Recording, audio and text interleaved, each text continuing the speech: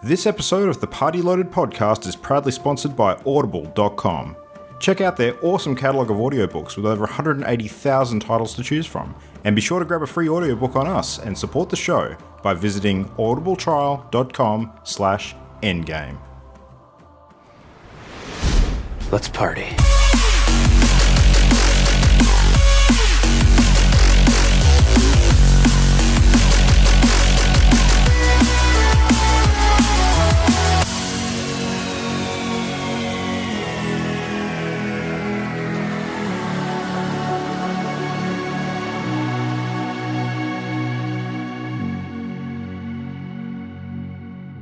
Hello and welcome back. It is Party Loaded for what's the date? The 23rd of August. It's Wednesday night. So once again, time for the show. We are on episode 92, getting a bit long in the tooth, which is cool. Pushing up there. My name is Luke Ritalik. I am joined, as ever, by a couple of the other party members tonight. We've got Jam. We have Ollie. Hello, are you both going well? I'm doing all right. Sure. Doing all right. And Mimo's not here tonight, so we have returning to the show once again. I think we can firmly say that he's now been adopted as first member of the extended party. We have Christian. Welcome back. Thank you for having me. I am Shadow Mimo once again. Absolutely. No, look, It's your persona form. I think, yeah.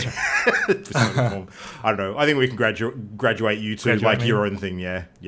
I'm a real boy. You're a real boy. Yeah. Absolutely. You tell lies and like get long and everything. No, hang on. Oh, No. wow. Let's leave that. Why? Every Why time. can't we have nice things? No, Luke is why we can't have nice things. Yeah. Oh dear. All right. Anyway, moving Can't right oh dear along. yourself. Yes, I can. Oh, I do every day. Don't worry, Ollie. It's a regular thing. That's worried, disgusting. We're very worried. We're staging an intervention. Tonight's episode. This episode's getting off to a great on the track start already. So, all right. Let's talk about some games. Let's talk about some video games. So we've got Christian on the show. As ever, I think it's probably only fair that the people who've been absent the longest get to chat about what they've been playing. So, Christian, take it away. What have you been playing around with recently? If anybody has watched our recent YouTube videos, they'll know that the new Hearthstone expansion came out, the Knights of the Frozen Throne. So I've been, as ever, sinking my teeth into that. With some mixed opinions on it, actually. I think that it's not actually one of the better Hearthstone metas that have emerged. There's some cards which are causing some problems, which may be addressed in the future, but it's still good fun. One class in particular, I think, is getting a fair bit of negative attention in the local press at the moment. Yeah, and that's Druid for sure. It's the Ultimate Infestation card. That one in particular, the big 10 mana new card they got, very powerful. And I did see actually somebody from Blizzard responding to a community post on Reddit, just giving their kind of typical, we're keeping an eye on things, the meta often takes care of itself sort of approach, which they do tend to sit back and try and let the players sort the balance out for themselves. But this might be a situation where eventually they do need to step in. How have you been finding it, Luke? Yeah, I've been really enjoying it. I haven't actually taken the dip and played much Druid yet, but I have been encountering them a hell of a lot on the ladder. And I think one of the things that makes it quite difficult is that it's not just one deck that's running Rampage of everybody. It's like there's about 3 or 4 different archetypes that are very strong that are quite common out there at the moment. So definitely. So it makes it so it's very difficult to mulligan correctly. So in Hearthstone, you can choose to return certain cards and redraw them at the start of the game. And sometimes you're looking for specific cards you want to keep in your hand. And because of the different deck styles, you can't sort of prepare your deck properly against Druid. But yeah, other than that, I've been playing Splatoon 2 as well. Nice. Which is cool. much more casual and relaxing. No broken metas in Splatoon. Yeah, and that's really good fun, just splatting along. And they've got another Splatfest coming up, which are their like community events where everybody chooses a team, and then over a weekend you need to accumulate points for your team, and there's cool prizes and funky music and stuff. I think the next Splatfest is invisibility versus flying. So if you'd rather they often have silly themes. Like the last one was ketchup versus mayo. Yeah. Where do you fall on that? Which one would you pick? Team flying. Yeah. What about the ketchup and mayo one? Where would you land on that? Ketchup and mayo. I was ketchup, but I could have gone either way on that one. That one came down to because each of the teams is also the two host characters. There's two like squid girls, Marina and Pearl, and they each represent one of the teams. Mm-hmm. So it sort of came down to that, and me back in Marina, who's my girl. So Nice. Okay. Yeah. So Splatoon, I have noticed there's a fair bit of people out there talking about the movement sort of sensor aspect of that game, and like whether you actually leave that feature turned on or not when using Switch. So where do you sort of sit on that? Do you prefer using the movement controls, like when you're actually sort of undocked, or is that something that you find annoying? in the first game on Wii U, I was definitely a fan of the motion controls, but for some reason on the Switch, with Splatoon 2, I've switched the motion controls off. I'm just using the traditional controls. I don't know what it is. There's something feels a little off. You do get that your precision aiming is a little better with the motion control, but actually sort of big camera swings and big movements is a little clunkier. So I'm playing without the motion controls. Okay. Do you think the game's competitive enough to sort of be made like a not super serious, but at a kind of esporting focused level for matches? I definitely think it's serious enough. Like you say, it's not going to be like a super serious thing like League or Dota or something. But there is. I know for the first game at least, there was a bit of a competitive scene in Japan, especially a lot of like Nintendo hosted tournaments. And I don't think that they've really spread outside of Japan, but I think the potential's there. If Nintendo would need to throw money at it, I don't think anybody's going to start it themselves, but it could happen. Well, they're not necessarily a company that's largely known for supporting competitive esports scenes. I guess maybe Smash is the exception. So Smash is the exception, yeah, and they've had some run-ins there where they've tried to stop people. In Smash, there's the Project M, I think it's called, which is like a homebrew Smash ROM that some people play in tournaments, which has some balance changes. And Nintendo tried to force people to stop playing that at events that they were associated with, and that caused a bit of a community backlash. But I think that got settled in the end. Interesting. And I assume that was just around them promoting the most recent version of their product from a marketing standpoint. And because this I think it's called Project M. It's like a custom ROM. It's completely unofficial. I think it's Smash Brothers Melee, but someone's actually gone in and changed the code. Like one of the controversial things in Melee is, I think it's Melee, it might be Brawl, it's tripping, where every so often your character will randomly trip over, and they actually took that out of the game to make it more competitive. But that wasn't done by Nintendo, and so they didn't want people using like custom games that they haven't developed in competitive scene. Yeah, makes sense. I mean, we've seen good evidence of Nintendo's approach to non-official versions of their games in recent times, so that does not surprise me at all. Yeah. Cool. All right, well, Splatoon looks fun. I'd actually like to play around with that a bit when I finally pick up a Switch, so... Yeah. Good. What about you, Jan? What have you been mucking around with this last week? Anything interesting? Not too much. I did revisit some old friends out of curiosity. Now that I finished Persona 5, I've switched on Horizon Zero Dawn again. But I got as far as checking out the new photo mode options. I forgot that you hadn't finished that game. Why am I not surprised? I was only on for maybe 40 minutes. So I did some running around just to figure out where I was up to, what I'd done. And take some photos. But I'm definitely going to dive back in. I noticed this week, I don't know if this has been added yet or whether they've just talked about it, they're actually adding a super easy mode to the game for people who just want to sort of run through and get the story and the visuals. There you go, That's a good Jan. idea. No, shut up. Yeah, it's like the story difficulty. No, just so you can finish it. I'm going to finish it. I never had any trouble working through it. I just had too many games to play. Yeah, I think Jam's difficulty barrier is turning the console on, not sort of when she's actually playing it. No, it was the 115 hours of Persona 5. Every time I turned it on, Yeah, that'll do it, eh? that little image popped up before the Horizon Zero Dawn little box. It's worth And every minute. Yep. That just overrode it every time. And the other thing, so No Man's Sky's been updated. And Imogen's going to get her new computer soon. And we're going to play again and try and be little, whatever they are, sphere bubble buddies in the universe, because you can't actually see each other in the new air quoting multiplayer.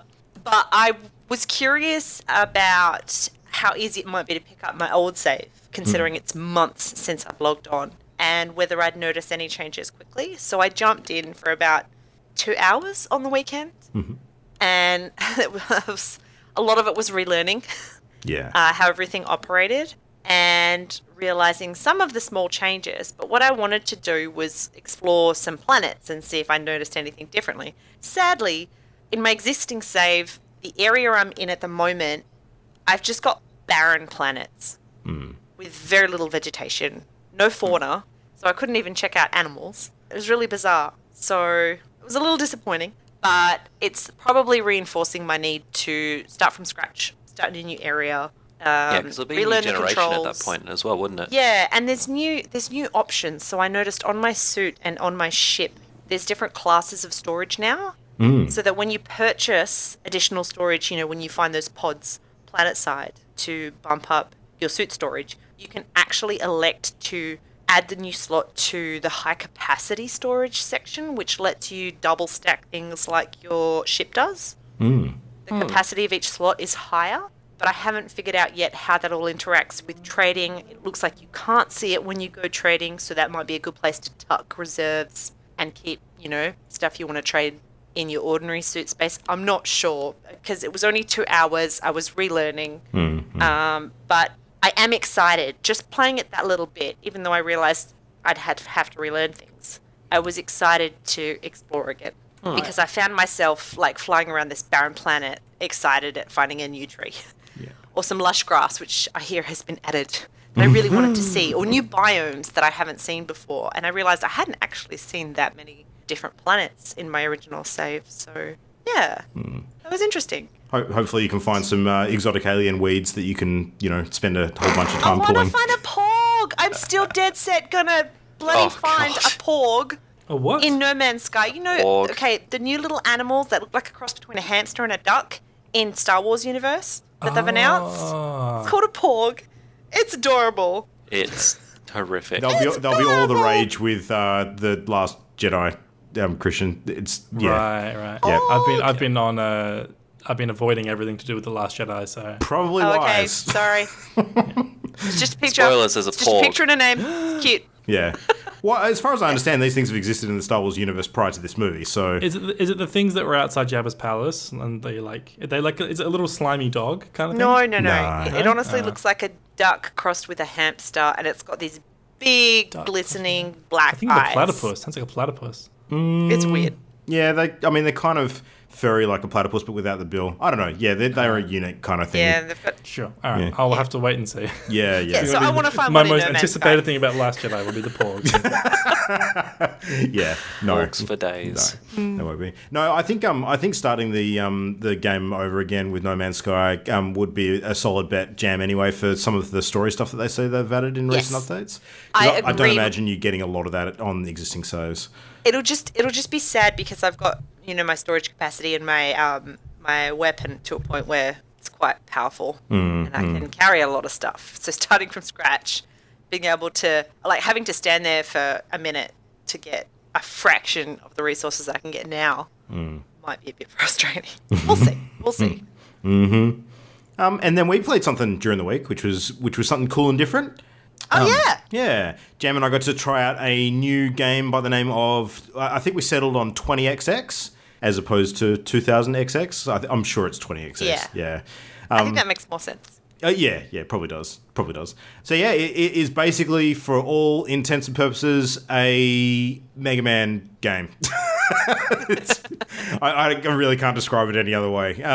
So it is super familiar to anyone who's played those games because the main character, while slightly more a lengthy body, it's same color scheme, same armor style, same Buster style weapon, and the other sort of character which is available in the multiplayer options is basically Zero from the Mega Man series as well, the red armored protagonist that shows up in a bunch of the games.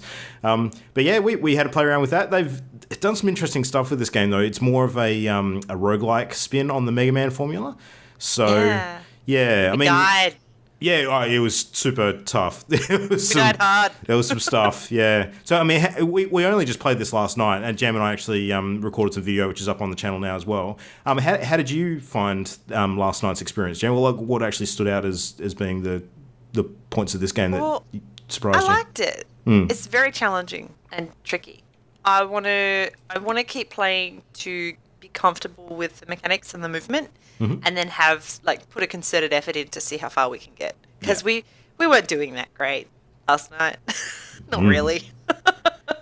Yeah, no, I'm curious whether the game changes a lot single player to multiplayer, because it did seem like there was a lot of platforming involved. Like, we were mucking around quite a bit, sort of jumping over moving platforms and sort of, lava flows and spiky bits and all that kind of stuff. There was a lot less shooting until you got up to the boss fights, of which there were quite a few. So, yeah, I don't know, how long the game's going to be, like whether we actually get onto a loop where we complete X number of bosses and then sort of fight like a final boss, or whether we just keep going, or I don't know. It's not real clear how that all sort of is structured. So, but I think we've seen about 4 different bosses now. I think we encountered a bunch of them last night. Yeah. And it's fun. They're still patching and tweaking some of the online stuff. I read on their page that they consider online co-op to be 90% stable at the moment, so that might explain a couple of little issues that we encountered. Like for the first few seconds of the level, I couldn't see my character. And then if I entered spectate mode because I died and failed and was watching Luke, his character didn't seem to be standing squarely on platforms. But it's a good platformer. It's fun. You've got to be accurate, and if you go very fast paced, it's usually not going to end well. But we need to get better at going fast paced, because you get rewarded for going fast paced. Yeah. There's actually like little sort of treasure chest thingies that open up if you manage to complete a level in under a certain time limit, which is kind of cool. So yeah. And it's fun and it's colourful and it's bright and there's all sorts of things happening. I want to play it more so that I can get good and see how far we can probably get instead of just dying miserably. Yeah, one thought that I had after we wrapped up is that I actually would prefer if the game was zoomed out a little further. Like, I wish that the sprites were actually a tiny bit smaller on screen instead of how big they are, so you could actually see a bit more of the map. I think that's probably one of the big noticeable differences between that and the actual Mega Man games of old, that I think actually does make a bit of a difference when you're playing. Because when it comes to platformers, I don't like to be focused in too much on like the stuff that's immediately in front of you. I like to be able to look at larger chunks of the level as a whole. So that might affect your choice of character. So did you prefer the ranged or the melee character? I don't think there was any question that the ranged character was far better at just about everything. Yeah. So yeah.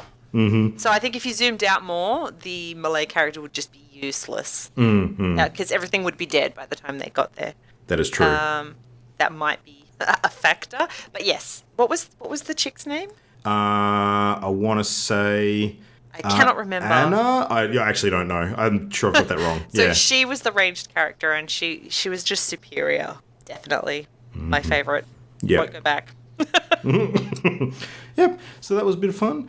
A game that I've been playing this week, which is due to come out, I think, at the end of the week. I'd have to check. It's either Friday or Monday, which is the new Yakuza game. So Yakuza Kiwami, which is the remake of the original Yakuza, the first one in the series. So this one first came out in 2006, so just over 10 years ago, and it's basically like a 10-year anniversary project remake. So they've updated all of the graphics, they've re-recorded a lot of the VO. There was actually a Western version of this that came out a while back, but it was actually English sort of dubbing, and this is proper Japanese voice actor dubbing, so it's consistent with the other games in the series, like the same sounding actors and that sort of thing, which is, in my opinion, way, way better. And, for any of us that watch anime, which is all of us, I think we generally all tend to prefer the subtitles with the proper dubbing. Am I right? In most cases? Mm-hmm. Yep. Yeah. Yep. So that's definitely the case here as well. Yeah. So a bit of a remix with the sounds and the OST and that kind of thing. It's overall, if any of you guys have seen any of the footage for Yakuza 0, the one that came out sort of a little while back, like the prequel to the entire series, sort of using the new style game engine and stuff, this is basically exactly the same kind of game now as that. So the remake uses the exact same engine, all the same voice actors, like a lot of the fighting mechanics have been ported straight in from Yakuza 0. It's almost like they built it at the same time. So it's not like a remaster, it's a remake? It is, Both, really. It Both? takes all of the same story elements, but it kind of has recreated the game sort of in a technical way from the ground up. Like, it hasn't used any of the existing assets or anything like that. I think it's just the story stuff. They would have had to... Like the gameplay and the combat and everything, is that all exactly the original, or has that been updated? There's enough differences that I don't think it is exactly the same as the original. Because the thing is, like, given that this game came out a little over 10 years ago, and there have been, like, half a dozen sequels since, the way that fighting in the Yakuza games has evolved, and because at the heart of it, they are action-adventure brawlers. Like, there's a lot of fighting in these games. So it's a system that they have sort of refined over time. They have changed it enough that I think that what is in the new version of the game is considerably different to what it would have been when it first launched. So when it first launched, you only had like one fighting style, for instance. You would have had just like a straight up brawler kind of style. But now you've actually got 4 different fighting styles which have their own moves and upgrades and abilities and things. So, you know, there's a heap of detail there that wasn't existing beforehand. And there's also a mechanic called heat moves, which I'm pretty sure didn't exist when the series first launched. So what heat moves are is basically you've got like an energy bar that fills up as you're taking damage and laying down hits, and when it gets to the top, you can do like finishing style moves by hitting a on-screen prompt when it pops up. So and that's where you get a lot of the cinematics type stuff. Like, you know, I mean, the game is super violent when it comes to the fighting, and it's often because of the heat moves. Like, you could be fighting a dude in melee, and then all of a sudden your heat move triggers, you activate it, and you're basically curb stomping him, or you're smashing his head into like a wooden, you know, door, or, you know, literally kicking him out of a window, stuff like that. It gets a bit nuts. So yeah. So some of it's actually integrated with the cutscenes in game. Some of it is like literally, you know, there's a list of different ones that can execute depending on the environment that you're in, sort of using the different assets nearby you. So like if you happen to be fighting a guy in a bathroom, for instance, I'm sure there are heat moves that trigger where you basically smash dudes' faces into like toilet troughs and things like that. So urinals, yeah. But yeah, it just depends on where you are. But the game's super good. Like, I'm enjoying it just as much as Zero. I think it's probably going to end up being quite a bit shorter. And part of the reason for that, I think, is that in Yakuza 0, you actually play as 2 main protagonists. You've actually got Kazuma Kiryu, who's kind of like he's like the poster boy for the Yakuza series, essentially. He's in all the games. So he's kind of like your straight up sort of, you know, heavy mobster character. And he matures as the story goes along. And the other main character from Zero is a guy who becomes known as the Mad Dog. So he's Majima Goro. He's the dude with the eye patch, if you've seen any of the pictures. So he is like a playable character in Zero, but in later games he actually becomes somewhat of an antagonist. Like, he actually is kind of... I hesitate to say villain because he's not truly a bad guy. He kind of is just at odds with you in a lot of the other games. But the way that they've integrated him with Yakuza Kiwami is actually quite interesting. Like, he pops up at different parts of the story to basically, you know, mess with your shit and get in the way. And basically, you know, he is like a boss that you have to fight at different times of the story. But he also is part of a mechanic called Majima Everywhere, which is like... It's basically like a drop-in boss mechanic. So, like, he pops up in all of these random locations throughout the game, and some of them are quite hilarious as well. And you have to fight him. And the reason why you do that is because one of your fighting styles is actually linked to how many times you can beat him. So, if you've got like this trademark fighting style called the Dragon of Dojima, which is kind of like I guess it's like your superior fighting style, but you only get experience points to spend in that style by beating this dude, generally. So... You kind of like want to hunt him down in the open world sort of environment, and also in all of the story scenes where he's available to fight as a boss, because every time you beat him, you get a skill point to unlock like one of those moves, essentially. So, but yeah, it's kind of cool. Like, and some of the stuff, some of the places he shows up are hilarious. Like he was actually disguised as a policeman outside the front of one of the buildings in one scene, and he just sort of, you know, casually sort of leers in, and you're just like, oh, holy shit, it's the dude. And he, you know, pops up out of manhole covers, and he's hiding behind bins and all sorts of crazy shit. So there's one scene that I haven't seen myself yet, which I've seen sort of video capture of, where apparently you go to a strip club, and as you're watching the girls dancing, apparently he actually appears dressed in drag on one of the poles. So I don't know if that's going to happen in my my game or not. But That sounds amazing. it sounds hilarious, doesn't it? Yeah, yeah.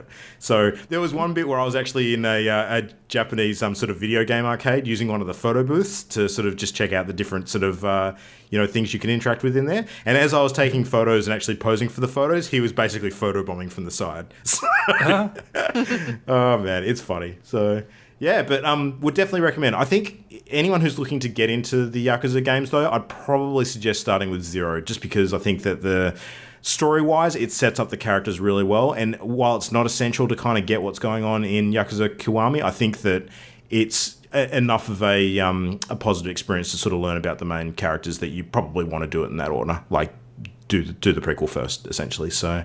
But yeah, can recommend. It is cool. And I've actually just finished writing some review material for that. So hopefully something going up on the YouTubes shortly. So there you go.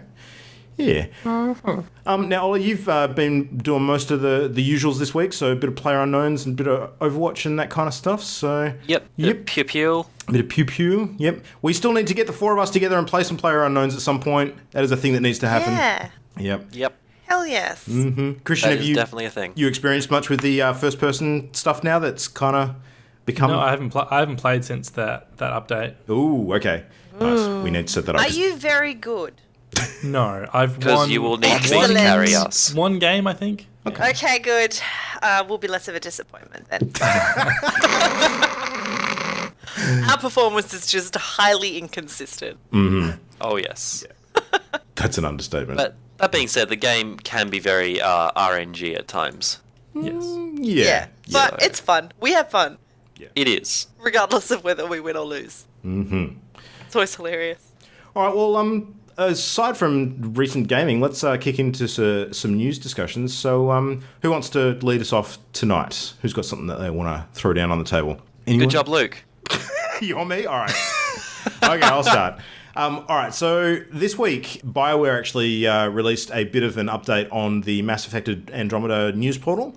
And I won't read the entire thing, but the long and short of it is that they have ceased further updates and patches for single-player or in-game story content. So their last update, which was released recently, which was 1.10, they've said is the final update. And that they've got no more planned patches for that stuff. They are, in the coming weeks, going to have things coming out from their multiplayer team. So they've got ongoing support coming up with multiplayer missions and character kits. And apparently they've got some stuff planned for N7 Day, sort of in November. But aside from that, that pretty much looks like curtain call on Mass Effect Andromeda. So Which is given that... not surprising, Yeah. considering that the studio was merged with another studio. Montreal doesn't exist anymore. Yeah. Basically. Well, I mean, the structural element of it is obviously part of the story. I mean, the other part is no doubt the reception that the game's gotten sort of in the early part of this year. I think one is a direct effect of the other. I think that the studio got merged with another studio because of the critical reception, I suspect. Yeah. I mean, how do you guys feel about that, like, in terms of where Andromeda has kind of landed for each of you? So, you know, we've all played it, haven't we? I think all four of us have. I haven't. I haven't? was waiting because of the reception. I've been waiting until it's going to be in the best state it possibly will be, which sounds like it will be, after now. these. Yeah, now essentially, because I was just so disappointed by the reception, and I was like a massive Mass Effect fan, but just so put off by what I saw of Andromeda that I haven't touched it yet. Because, Jam, I know you finished the game, haven't you? Or no, you got distracted, didn't you? You went on to other things. Yeah. I have not finished, so I've not damn, gone Jan. back since before the update, which fixed everyone's faces. My face. I think it's been ages. Yeah. Honestly, I was not thoroughly enjoying the game. Like, it was starting to feel a bit like Mass Effect. The intro I was disappointed in, but other games popped up. Horizon Zero Dawn stole my attention. Persona stole my attention completely. Because Mass Effect was March, wasn't it? I think we're heading back to... It was definitely Q1, end of Q1, I think. Yeah. Sure. Yeah. So definitely been a few things competing for attention at that point of the year, which, you know, is normally not a big thing, but this year's been quite different in that respect. So now, Ollie, I remember you and I finished around the same time, I think, didn't we? You, I think so. I think you finished just before me, or vice. I don't know. Yeah, you've It's been done so more long. of the individual character sort of content missions though, because I haven't finished all of those yet. So Oh yeah, that's right. Because I went fucking nuts like I do in every Mass Effect game. yeah, So yeah. yeah, I am the same boat as Christian, I guess. Like, I'm not surprised, and considering it is the first game. They did have the studio merge. I'm a little saddened because I'm slightly worried that they won't make a follow-up now, which they probably will. Let's be honest, all things considered. I think the last thing they said was that the franchise is being shelved, but nobody knows what that means. Makes me really sad then. If they're shelving Andromeda, that's okay. If they're shelving Mass Effect wholly, that's very upsetting. I would not even like to see them shelve Andromeda, because that means that they were not confident in a product that they made, which is a bit disappointing. And I didn't feel it was like as atrocious as people are saying. Like, there were definite low points, don't get me wrong, but it's not the like steaming bonfire that a lot of people are making it out to be. When it was, I feel like that was very much like people are beating up on it, let's join in. And I'm like, well, no, it's actually not terrible. I agree. There was a heap of actually quite dogpiling that enjoyed happened with this one, for sure. Yeah, people scented blood in the water and they went in for the kill when it wasn't getting the critical reception that everybody wanted it to get. So yeah, like it's so hard to live up to the hype that was going to be. So again, I'm disappointed a little bit, but I'm not surprised. I just want them to keep making Mass Effect games. yeah, And I enjoyed the idea of Andromeda. I thought it was kind of cool. So I wouldn't mind seeing more Andromeda style things, but if they go back to the original Mass Effect Galaxy, I won't be upset as well, because I enjoyed that as well. Well, from the studio sort of organisation point of things, there's a couple of other factors that might come into play with what's going to happen with the future of the franchise. So first and foremost, the BioWare general manager, who was actually the director on Anthem, Aaron Flynn, he actually stepped down a few months ago, and he has been replaced by Casey Hudson, who's actually the director of the original Mass Effect trilogy. So Casey Hudson, who headed that up, is now basically in charge of BioWare. So I wonder if that opens the door a little bit more, potentially, to having a refocus on Mass Effect with, basically one of the people, if not the person that kind of, was in charge of the original efforts and the success that brought. So getting some of the old blood back in the mix, maybe that would be part of the difference there. Who knows? But then, I mean, Anthem is the other factor too, because now the company's kind of really super focused on their next big sci-fi thing. So yeah, that probably... I wonder if Dragon Age will have another turn before the next Mass Effect as well. That's also Probably. a good point. That's a series, isn't it? Yeah, I'd forgotten about that one. Well, Dragon Age Inquisition didn't set the world on fire, but it did well enough, I felt, so... See what you did there. I loved it. Yeah. I enjoyed it. I liked it a lot, but I didn't love it. I liked it a lot too, and honestly, if I had have actually understood The Witcher at that point, I probably would have liked it less, because I would have been playing Witcher 3 instead of it. Yeah, but I loved it once I left Not Hinterlands. unreasonable. Yes, you did get stuck in that first area Yup. far too long. Yeah. Agreed.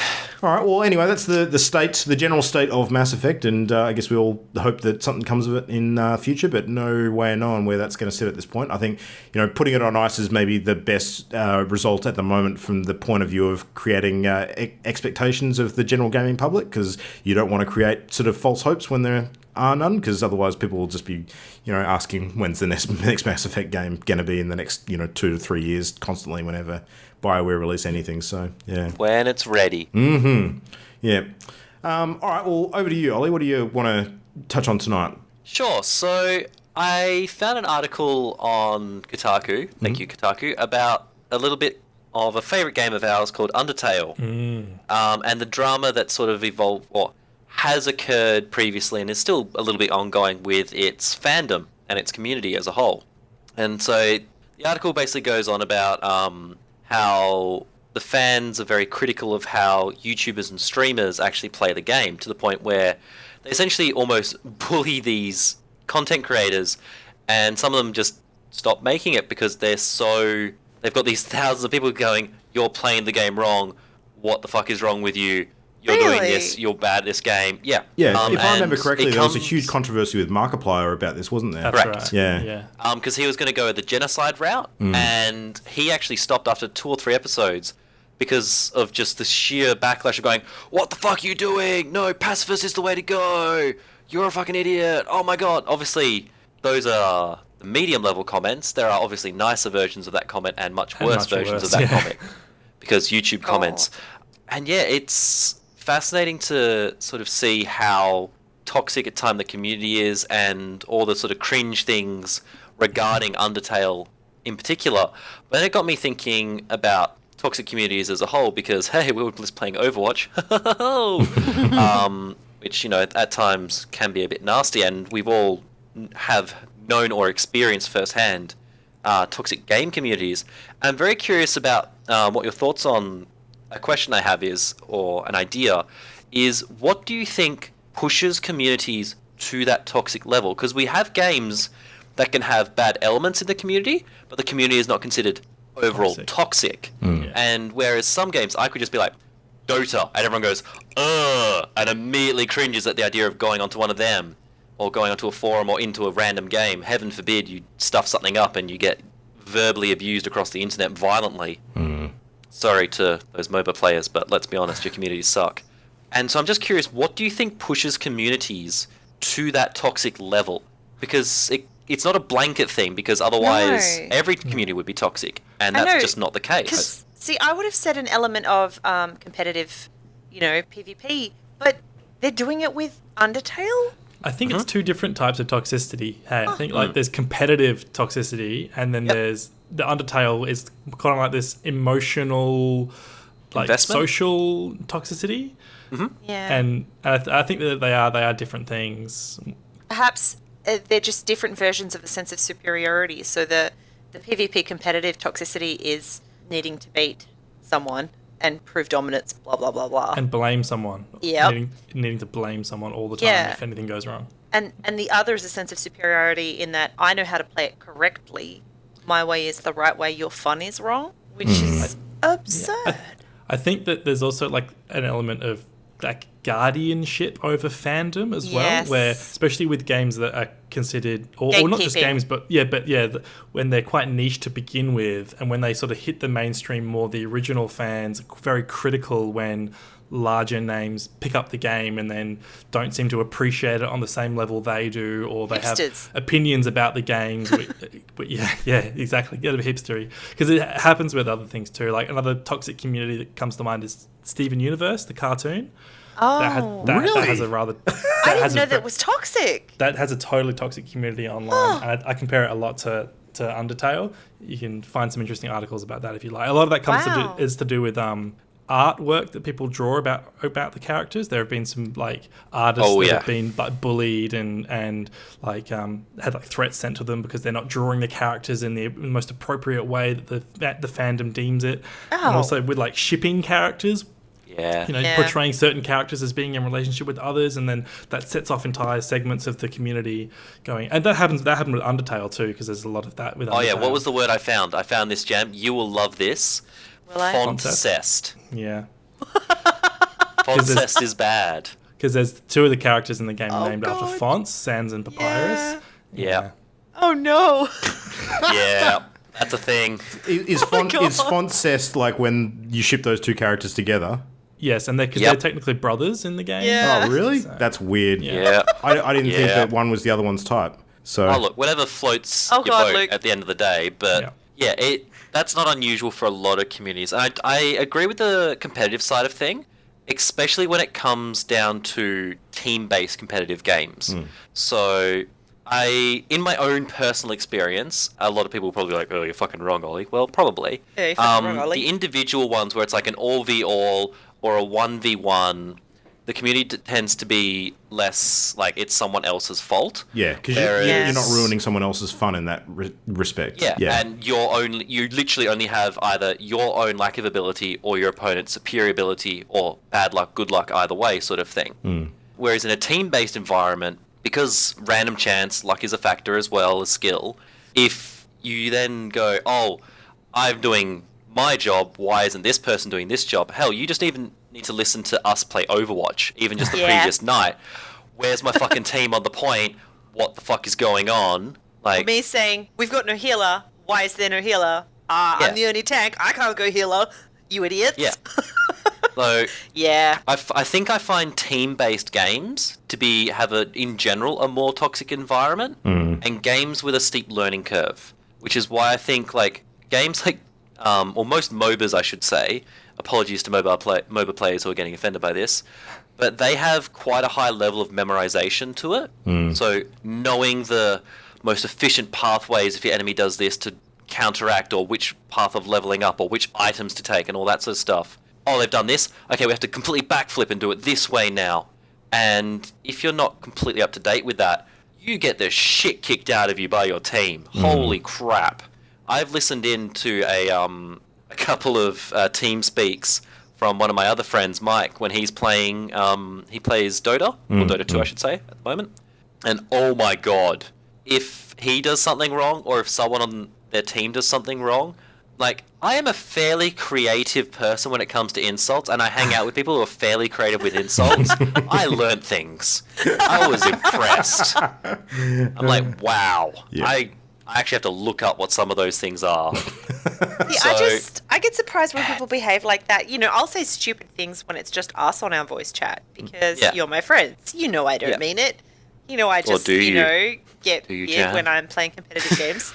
But I don't think I wouldn't do that if I was on open chat. I wouldn't say those things. I wouldn't type those things. Voice to other chat players. is a whole other level of risk, though. I mean, that's a big fear for me as a parent as well, having kids that will probably play these sorts of video games at some point. I don't want to expose them to that kind of thing, before it's absolutely necessary. That's why Splatoon I'm happy to do a Yeah. prep course for you, Luke, if you like. I think Luke's build up the preparing them abuse a little fine. bit. Yeah. I think they're developing thick skins from all the puns and such. No, that's not a thing yet. No.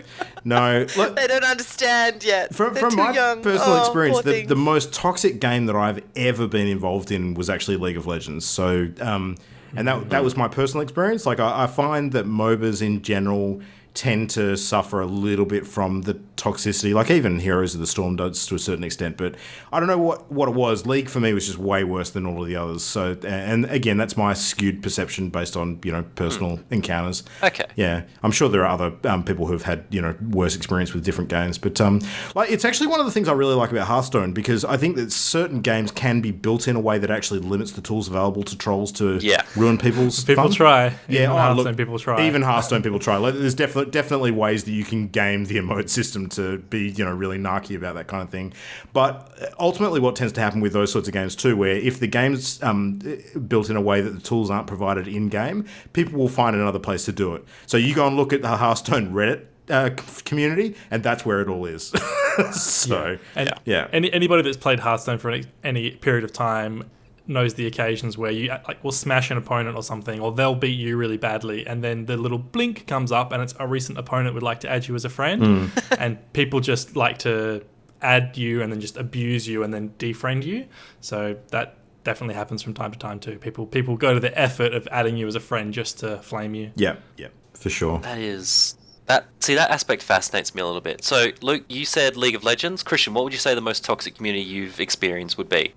I've avoided team-based competitive games. Overwatch would be the only one I've really gotten into. I've never played MOBAs I'm the really. same. And Overwatch isn't really that bad, so I don't know. I guess I've been okay with avoiding that sort of thing. And we're really only talking about Overwatch competitive mode for the most part as well. So Yeah. That's Overwatch very true. would be the worst of the things I've played, but from what I can tell, it's okay overall. Yeah, I think the worst thing I've gotten in, like, not competitive Overwatch is a easy mode, or before they stopped at the GG easy thing. I think that was pretty much the worst I've had in non-competitive Overwatch. I'm sure much worse has happened to some of our listeners or whatever, but yeah, that's the worst I personally experienced on that, which has been nice. Having been part of the semi-competitive CS Source scene for a little bit, that was an interesting experience at times. My god, the EP measuring with KDs. Holy shit. And I presume it's very similar now for CSGO and any of the COD games, any shooter game where KD is relevant. Oh, Yeah, I've seen my brother receive some hilarious attitude. Because he plays Siege a lot as well, so I imagine that's a big thing on Siege. He's played COD, he's very good at Battlegrounds. And when he gets those comments, he doesn't even engage. Like, he just laughs because if they took a second to check his stats, they would shrivel because he's very good. Like, he's so good at just switching off, moving past, and trying to be everyone's friend. Whereas I'd probably, I don't know, start getting a bit sooky. But probably not for long because I don't really care that much. See, I like to think I've made it as a player when someone accuses me of hacking. Well, yes, when someone said that I was literally cancer in Overwatch when I was playing Orisa in Mayhem, that was, you know, a feather in the cap because... Oh yeah, I could feel you beaming across the internet. They could not kill me that whole round. That was amazing. So, you know, I knew they meant it as a compliment. Yeah. Cancer's super hard to remove sometimes. That's exactly what they meant. Jesus. Oh, dear. Yeah, there you go. That wraps up my spiel thought for the day. I only had one thought. It was an okay one. Yeah. All right, Jan, what do you got? I just wanted to talk a little bit about some of the stuff announced this week for Overwatch. So Oz is hitting Overwatch in full force. We had the Summer Games recently where they introduced a Sydney stadium for Lucio Ball and a really awesome cricket outfit for Junkrat. And now that they've announced the next full level is going to be Junkertown, set in Australia, where, Junkrat and Roadhog have a bit of history. It's really interesting. It's so Mad Maxy kind of. Yeah, Mad Max, it's Fury Road as fuck. Absolutely. Yeah. Yeah. It's awesome and like the reddish dirt, all the bits and pieces. It's an escort type. It's a hybrid, right? Like Iconborn, I'm not actually sure. I think it's I think it's just a payload. just the escort one. I think payload. Oh, okay. Yeah, and you're escorting the little fun little animated short that they have with Roadhog and Junkrat. That's right. I still haven't watched that yet. Oh, you should. There's a very overt Cowboy Bebop reference, which is very strange. Does it? Oh, really? Yeah, I've yet you'll to notice watch that all. anyone who's watched Cowboy Bebop immediately will go, "Oh my god, that's amazing." Please tell me it's the cat. No. It's been like 20 years since love I've the cat watched so Cowboy much. Bebop, so I'm going to have to go back and put two and two together with that. I didn't pick it up. Badlands Rumble. It's the opening Check it out. credits. Oh, It's the opening okay. credits. Oh, yes, okay. no, I do know what you're talking about. Holy crap. Yeah, that was awesome. Yeah, I recognise that, and I didn't understand why at the time, but now I do. So, yeah, sweet. Well, it looks fun. I like the spinning fan thing. It just looks like it's going to be a really interesting level. And Ollie, you're accompanying a payload that's sort of this floating treasure trove that Junkrat cool. and Roadhog are bringing to the Queen of Junkertown, I like it. which is also packed with dynamite underneath. And there's a little patchy course it sitting is. on top. It's adorable. Just because it has to look at the full ridiculousness. Yeah. And there's been some discussions about cultural sensitivity. Some people picked up that one of the lines in the voiceover of the Queen when you watch the level footage. So the full line is they thought they could take our land and give it to the machines because she's talking about the war and the fallout from the war. And everyone's latched on to they thought they could take our land and decided it's a culturally insensitive thing for something being based in Australia. But it's not when you take it in the full context. No way. No. But the hilarious thing is that the cultural insensitivity that they've actually addressed is apologising for a sign in the level that says takeout instead of takeaway. I was going to bring it up. That's what's really offensive is that it says takeout. It's hilarious. Yep. And you know what I noticed? I mean, this isn't the same degree, but the tanks, the barrels in the level say fuel on them and not petrol.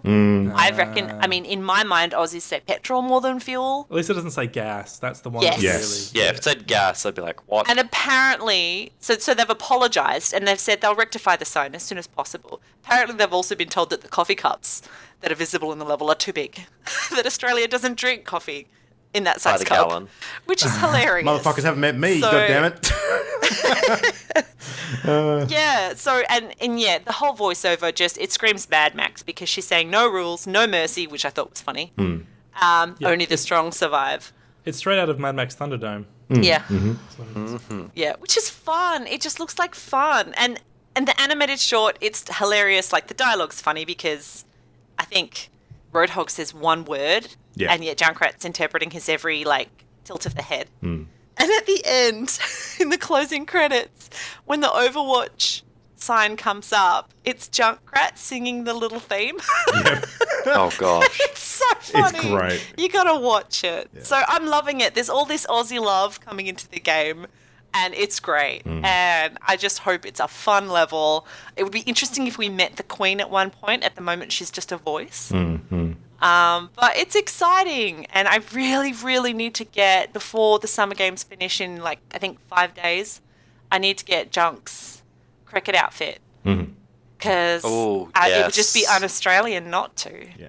Right? I really like that they did that the seems proper fair. style animation for this animated short as well that they'd done for the other previous ones. So not the comic book style manga one that they did for Doomfist. So which I liked, but I just like the other style more. And I think having consistency between all of them is better personally. But that's just me. Supposed to be another short coming out in a couple of days, isn't it? I think. Oh really? Oh, really? Yeah, I had no idea. that Junkrat and Roadhog one wasn't the full short that they had announced. That's like a smaller project. Awesome. Yeah, Really? Pretty sure there's another one coming in the next couple of days. Also, the objective that US got is called the Boom Trolley, according to Junkrat. So you must remember that. Makes I sense. mean, sure, right? Why not? Yeah. Nice. All right. Well, more Overwatch stuff to look forward to. The release sort of ongoing for that game is consistently good. Like we're over a year now, and we're still talking about this game every few weeks on the show for good reason too. Like we're not just I know. crowbarring it in for no reason. So I love it. It was hilarious when Summer Games popped in briefly. There was no mayhem mode, and we were all like, "Aww!" And then one day, one of us logs in, discovers it's back, and everyone's just like cheering. yeah. That's our go-to now. It's just so Then much fun. Doomfist entered Mayhem, and I'm Oh having god, less fun he's on it so now. frustrating. I love need to being get good at Stunlocked. Sombra. It's the best. All right, well, news stuff aside, let's jump into our topic of the week. So we're going to do something a little bit more, well, not really more fun. I was going to say we're going to do something a little bit different this week, and have a little bit of fun. So we're going to kick off what is probably going to be the first in maybe a series of game design topics that we kind of have been, beating around the idea of doing. And this one, we actually wanted to put us all to the test and create a new game concept by mashing up a couple of sort of other existing games to create like a hybrid that we are going to pitch to each other as like like an elevator pitch for a new game idea. So we're going to call this one the Mega Mashup Game Pitch. And the rules are pretty simple. It's just that each of us need to pick 2 games that already exist in the world and mash them together to create like a hybrid that we're going to pitch as a new game idea, essentially. So, we probably want games that aren't too similar to each other that kind of create like an interesting contrast that would work together. So, not something that is totally foreign. Like we're not going to necessarily, do a blend of, say, like Super Mario Brothers and Dark Souls, but in theory that could probably Why work. not? Man, you That picked sounds my amazing. thing. Yeah, actually, that could be cool. Anyway, so Now, this was Imogen's idea, right? yes, I think so. So And she's not here. she's not here. No, she's handballed it off that makes me effectively. sad. Typical Mimo. We'll get her ideas later. Yeah. Oh, did you see my guesses? For what I she had was going to this put in. the list of guesses that I had in WhatsApp, and they were all variations of World of Warcraft, Stronghold, Age of Empires, That sounds about in right. every conceivable, plus a couple of others, Ori and the Blind Forest. Yeah, she didn't like the Ori and the Blind Forest Dark Souls mashup that I pitched her, so probably would have broken her spirit, but yeah. All right, so anyway, that's the concept. So it's pretty straightforward. So let's dive straight in. Now, Ollie, I'm going to throw to you first. So Sure. what is your mashup pitch? Give it to us and try and sell us on the idea. All right, so first, take a well-known game like GTA 5 because that's just got so many possibilities to do. So you've got your big city, you've got your countryside, you've got all the people going around, you've got cool cars, cool planes, you've got cool everything. Everyone loves GTA 5. If you don't, you're wrong. So, Great we then start. have a game... Yeah, exactly. Got to start confident. We then have a game that I loved the shit out of, to the point where I have played it through 3 times through across a decade at this point. Wow. Yeah, and I'm actually tempted, now that I was thinking about it, I'm actually tempted to reinstall it and give it like some HD mods and whatnot. And that game is Vampire the Masquerade Bloodlines. Now, for those of you that aren't familiar with Vampire the Masquerade, shame on you, by the way, imagine the vampires, and it's dark, gothic, more Bram Stoker than Twilight, thank God, with lots of different vampire clans. So you have all these different clans that are all very unique takes on the vampire. So you have like the bestial ones, you have the horribly disfigured ones, you have the charming, like, we're the nobility ones. You've got the crazy ones, you've got the swami seductive ones, so you have all sorts of bits and pieces.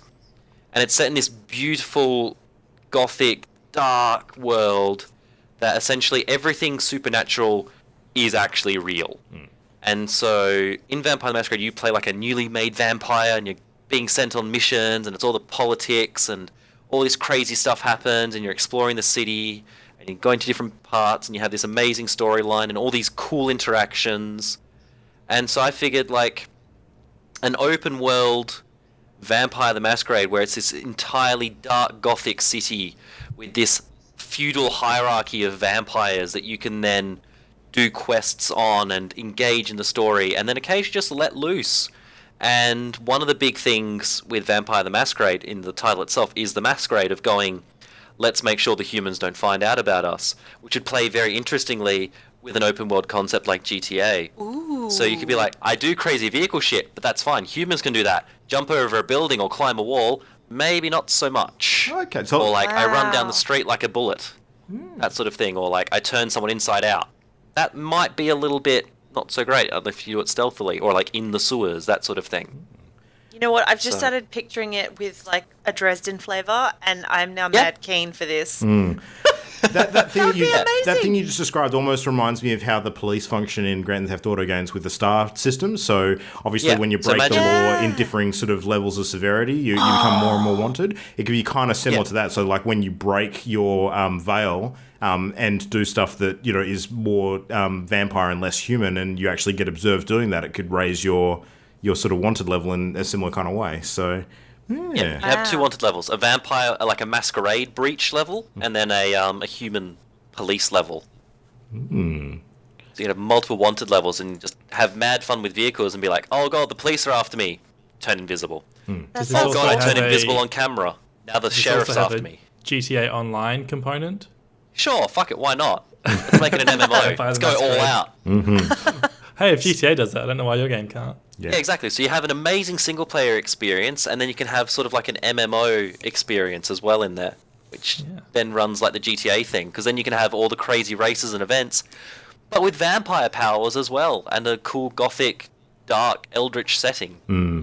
Now, back in the early sort of days of my teenagehood, sort of working in various different game stores, there was actually, at the time that I was working in one of the game stores here in Perth, a really massive global organisation dedicated to Vampire the Masquerade LARPing that was actually organised and mobilised to the point that there was an ongoing narrative between all regions in the world. Now, I'm sure that it probably still exists Wow. in some format. Yep.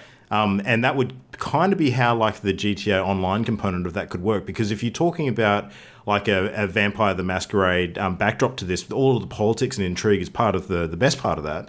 So you'd want to carry that on in a real setting. I imagine it'd be almost like the politics in something like EVE Online, but in that setting. Yeah.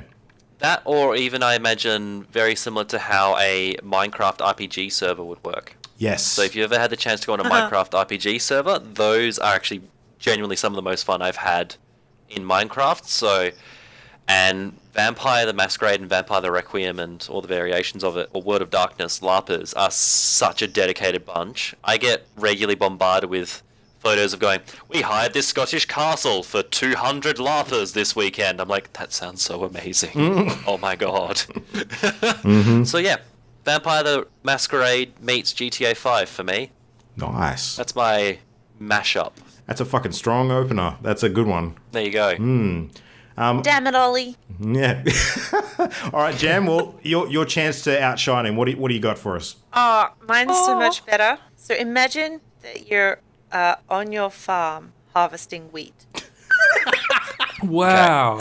No, my Farming God, Simulator. right? Like it. Yep. Farming simulator, yes. So you've got this rural, lovely little farm with your horses and your whatnot.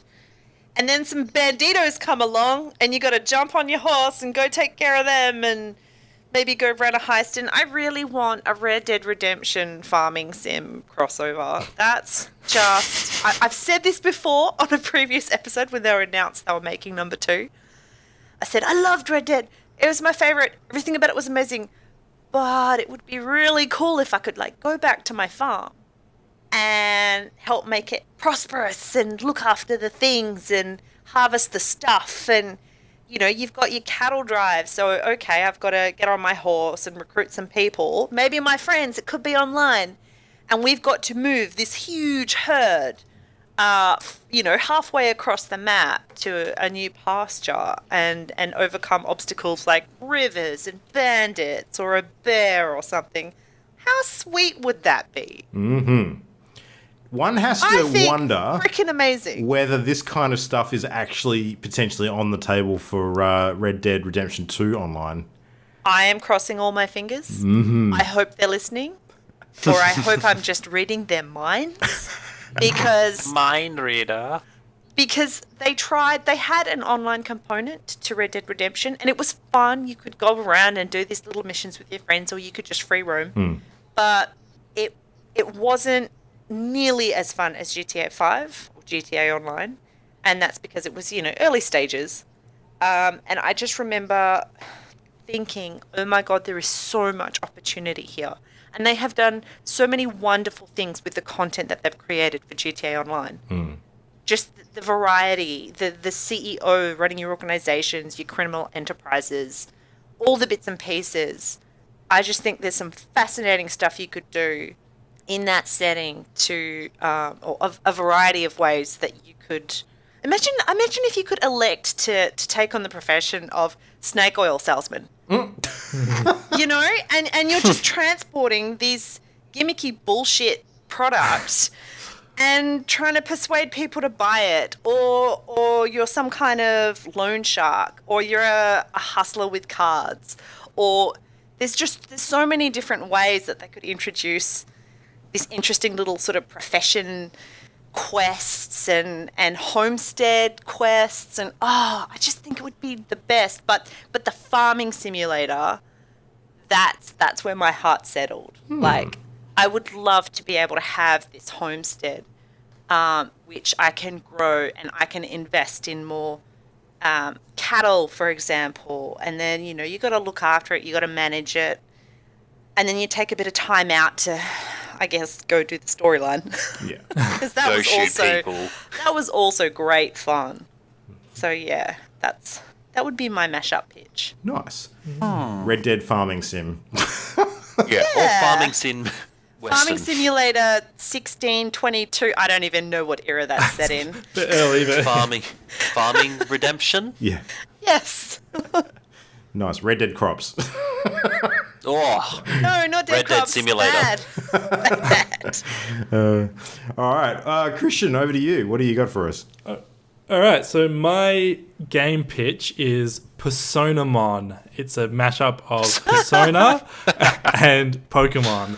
Now, I understand that I'll probably immediately lose anybody that doesn't like Pokemon, but for everyone who does like Pokemon, this is the perfect game. Fuck yes, it is. You get the awesome like graphics and world setting, like city setting and writing and style and music from the Persona games, but with the charm of the Pokemon universe.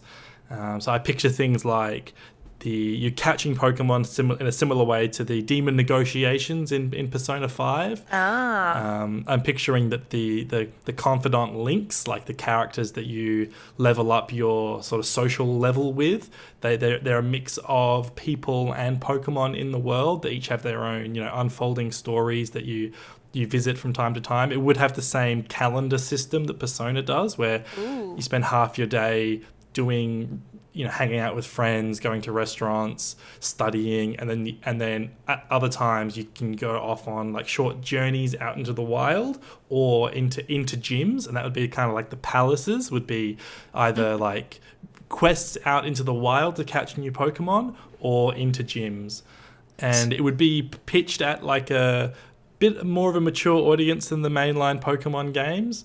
Nothing too edgy, but just something that can, a bit more interesting characters and interesting themes than the standard Pokemon games. But yeah, I just want it to be dripping with style and awesome music and cool graphics and awesome Pokemon stuff too. Yeah. So, what combat system would you prefer? It would be mainline Pokemon combat system. But instead of one person, I'm undecided on whether you have a party of cast members that you journey with, because that's so fundamental to Persona, and so much good stuff comes out of that. But at the same time, Pokemon is usually like a solo journey, so it would either be a cast of characters each with like one Pokemon, like in Persona, and then just the main character who you can change Pokemon. In fact, talking about it's very TV series like as well, though. Absolutely. I already like that idea. So yeah, you'd have that's it. There's a cast of people that you journey with, and just like Persona, you can choose to swap them in and out of your party. They all have one Pokemon, and you can change your Pokemon. Yeah. There you go. Awesome. Yeah, so I guess you'd have your narrative encounters, which could kind of be a bit more freeform, where your entire party gets involved, and then you'd have your structured ones where you're actually trying to, like, it'll be almost like your tournament ones. Yeah, and that'd take the place of like a boss battle kind of setup. So, yeah. Yep. Sweet. Sure. See, as soon as you said Persona and Pokemon, the first thought I had, and this might be my own Persona, like, lack of knowledge, but because you've got the air quotes real world, and then you have that other world, don't you, in Persona, yeah? Yes, yeah. And so my immediate first thought was you have the real world, and then the Pokemon world is the other world in Persona. Ooh, that's the first thought I had. Could be what goes on inside the Pokeball. Yeah, just that it's set in the real world, and then a certain number of special chosen people get the ability to be transported into the Pokemon world. That's very Digimon-like, actually. Yeah, that's very Digimon. I stole the idea from SL World, if you've ever seen that. Well, they have done that in Pokemon before, because they've actually had like the Dream World in Pokemon last generation. So that was actually a place you could visit with certain Pokemon and get various different upgrades and capture special monsters there. It was a really weird system for how you did that. It was like kind of almost like Flash game based off the Pokemon website, as opposed to actually on your console. So yeah. But no, I think I want it to be set in the Pokemon world, because I want to see the interesting world building that they do with explaining more about the structure of the society and seeing the Pokemon like interacting with people, and I like having I want it to be set in the Pokemon world. Nice. Sounds very cute. All right, well, Personamon. My pitch actually has a very, very short bit of background behind it. So a few months ago, I actually had a bit of spare time, which I no longer have now, and decided that I actually wanted to learn a little bit about the whole sort of game coding side of things, and find a tool that I could have a bit of a play around with and actually maybe build something simple.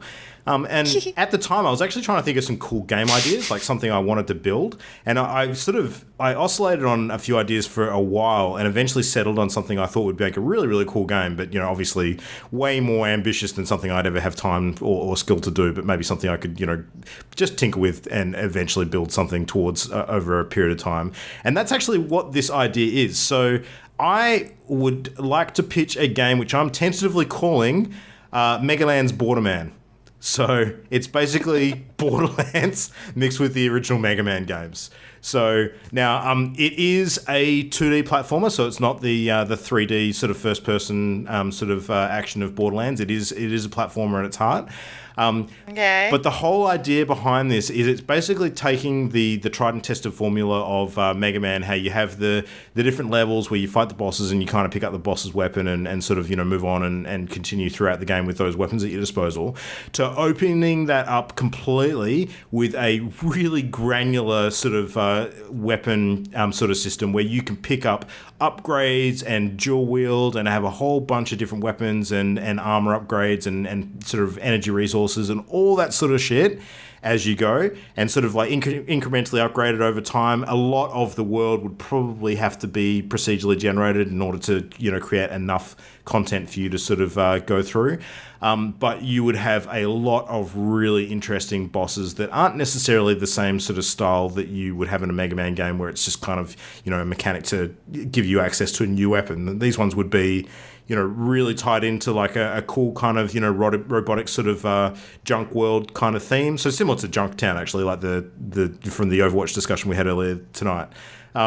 So this post-apocalyptic kind of world where you've got that technology available, but there's also sort of like a mix of mutants and robots and things that you're trying to deal with, and just huge hordes of really different, interesting variety of enemies that you just have tons of fun just blowing away with your huge selection of weapons. So yeah, that's kind of the game that I was thinking, like something that you could. As opposed to a regular sort of narrative-driven 2D platformer, this one could be a lot broader in terms of the replay value. So you could actually sort of keep coming back and continuing to increase the abilities and upgrades that your character has. I don't know, maybe even build in some multiplayer to it, similar to I was going to say, it'd be cool if they had like the co-op like Borderlands. Yeah. And run around and do that kind of thing. I don't think you'd ever be able to do head-to-head multiplayer because in platformers that gets a bit tricky. So, yeah. But yeah, I would play the shit out of that personally. What do you guys think? Yeah, I could see the co-op working. I immediately imagined like Cloudberry Kingdom, but with guns as the art style. Yeah. And I would play the shit out of that game. Yeah. I guess just to compare it to the discussion that we had earlier tonight about 20XX, I think this would be a much broader focus on the combat side of things as opposed to the platforming side of things. Like the platforming would still be there, but it would be a lot more about the interesting interplay between abilities and weapons and the stuff that you're facing on screen. So, yeah. I'm picturing like kind of Broforce, if anyone played that. Yeah, Broforce, but with numbers and Borderlands art style. Yeah. There you I'm go. a big fan of Broforce. Yeah.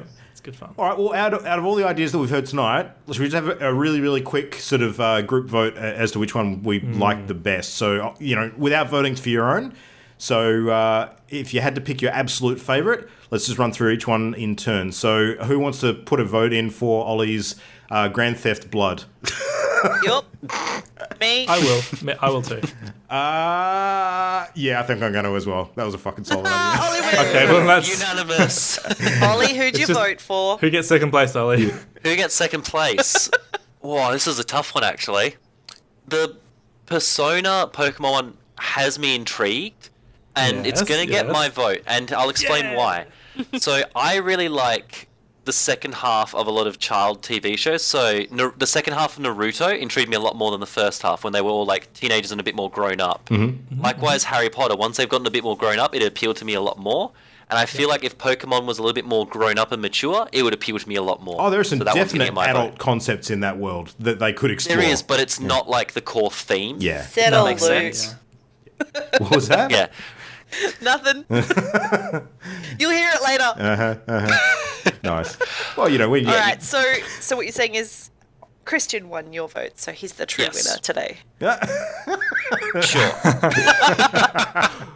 Oh, nice. They're all good ideas, guys. Yeah. Hi, Thanks, Me Game Christian. Studios. I'll That makes develop me the game feel ideas. better. Oh, look, I honestly believe that any of the games that we've talked about tonight, if they got made, they could be a seriously good amount of fun. So, I want to hear Imogen's. Yeah, She still yeah. hasn't told me. Yeah. Oh, We'll have Gonna to have either to save it next for next week. episode. Yeah, No, Yeah. we have to do the We'll segment never know. again. yeah.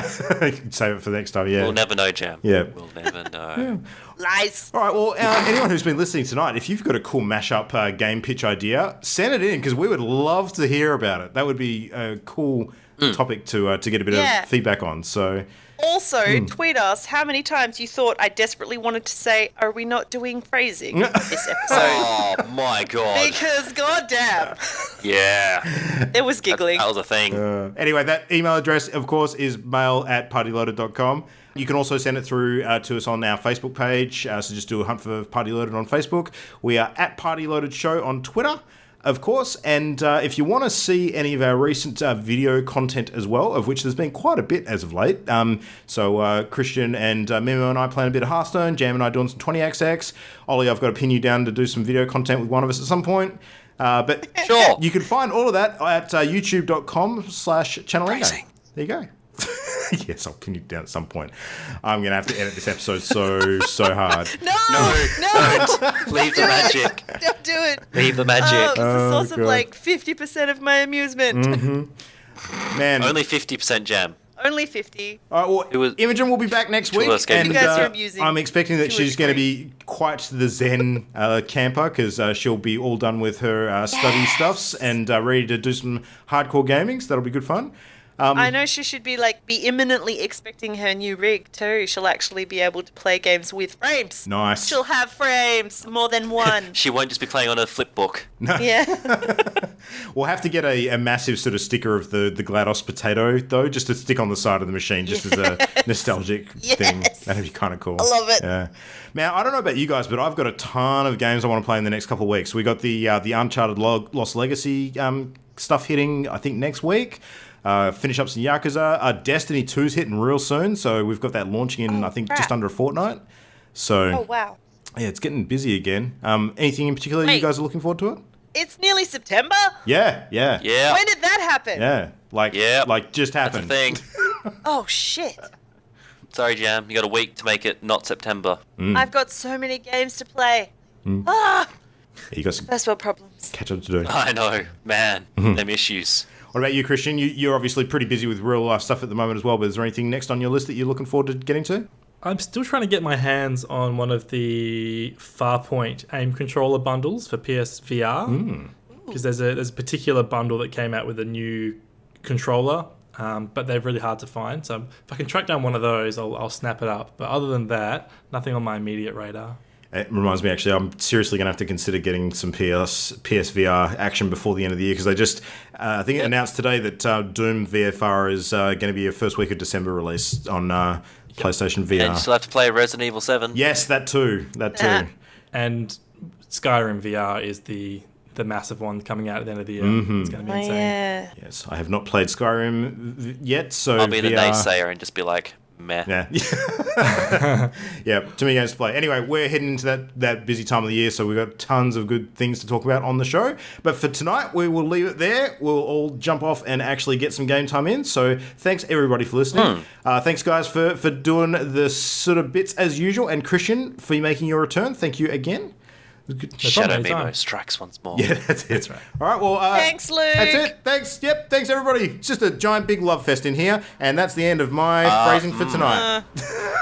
Good night, everybody. Bye, We'll see you next friends. week. Night. Night. The Party Loaded podcast is a Channel Endgame production. For this and more great gaming content, bookmark channelendgame.com.